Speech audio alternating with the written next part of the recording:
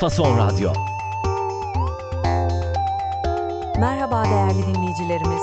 Bugün 10 Nisan 2026 Cuma. Bakü stüdyosundan herkese merhaba. Fason Radyo'da Azerbaycan'dan Haberler programına hoş geldiniz. Ben Özlem. Ben de Ali. Bütün dinleyicilerimizi salamlayıram. Ali, önümdeki notlara bakıyorum da bugün de insan hakları ve medya özgürlüğü konularıyla başlıyoruz anlaşılan. İlk haber Abzas Medya davasıyla ilgili. Yüksek Mahkeme bir karar vermiş. Nedir son durum? Bəli özləm. Mənbə azadlıq.org-dur ki, bu da müxalif bir media orqanıdır. Ali Məhkəmə Abzas Media işi üzrə həbsdə olan 7 nəfərin həbs qətimkan tədbirini qüvvədə saxlayıb. Bu o deməkdir ki, onlar hələ də məhbəsdə qalacaqlar. Yani tutukluluk halleri devam edecek. Peki bu gatimkan tedbiri ne demek Ali? Kulağa bizim ihtiyati tedbir gibi geliyor. Çox doğru təxmin etdiniz. Bizdə həbs qətimkan tədbiri, yəni həbsin bir önləm olaraq davam etməsi deməkdir. İstintaq müddətində şəxsin azadlıqda qalmasının təhlükəli olduğu düşünüldüyündə tətbiq olunur. Anladım. Tutukluluğa devam yani. Notlarda bir de ABD Büyükelçisi'nin de adı geçiyor bu konuyla ilgili. Bəli, ABŞ-ın Bakıdakı səfiri Mark Vance bu məsələni gündəmə gətirib və həbsdə olan jurnalistlərdən biri olan Fərid Mehralizadənin vəziyyəti ilə maraqlanıb. Bu iş ölkədə media azadlığı müzakirələrinin mərkəzindədir. Anlaşıldı. Gelelim bir başka habere. Sitalçay diye bir yerde halk yolu kapatmış. Fotoğrafı da var notlarda, bayağı kalabalık görünüyor. Sebep ne? Bu xəbər də azadlıq.org-dan gəlir. Xızı rayonunun Sitalçay kəndinin sakinləri evlərini su basmasına görə yolu bağlayıblar.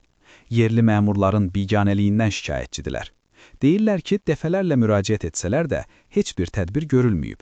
Ah, bu hikaye nedense bana çok tanıdık geldi. Yetkililerin kayıtsızlığına karşı yolu kapatmak. İnsanlar seslerini duyurmak için bazen böyle çarelere başvuruyor demek ki her yerde. Umarım bir an önce sorunları çözülür. Bəli, bu Meydan TV-nin xəbəridir. Bu da bir başqa müxalif media qurumudur. Müsəlman Birliyi Hərəkatının həbsdə olan lideri Talih Bağırzadənin həyat yoldaşı 17 yaşlı oğluna qarşı açılan cinayət işinin təxribat olduğunu deyib. Bir dakika, Müslüman Birliği Harekatı dedin. Harekat bizdeki hareket kelimesi değil mi? Yani Müslüman Birliği Hareketi'nin lideri mi demek istiyorsun? Bəli, tamamilə doğrudur. Hərəkat elə hərəkət deməkdir. Yəni Müsəlman Birliyi Hərəkatı. Xanımı deyir ki, oğlunun bir davaya qarışdığı xəbəri yalandır və bu, həbsdə olan ərinə bir təhdid mesajıdır. Anladım, durum ciddi yani. Peki bu kadar ciddi haberden sonra biraz daha rahat bir konuya geçelim mi? Notların en sonunda ehliyetlerle ilgili güzel bir haber var. Əlbəttə, Day.az saytının yazdığına görə, Azərbaycanla Belarus arasında sürücülük vəsiqələrinin qarşılıqlı tanınması haqqında saziş imzalanıb. Bu o deməkdir ki, artıq Azərbaycan vətəndaşları Belarusda öz milli sürücülük vəsiqələri ilə avtomobil idarə edə biləcəklər. Harika bir haber. Minsk'e arabayla gitme planları yapan dinleyicilerimiz varsa müjdeyi vermiş olalım. Ali, bugünkü notlar için çok teşekkürler. Mən təşəkkür edirəm Özləm. Fason Radyo'da Azerbaycan'dan haberlerin bugünlük sonuna geldik. Yarın yine aynı saatte buluşmak üzere. Hoşça kalın.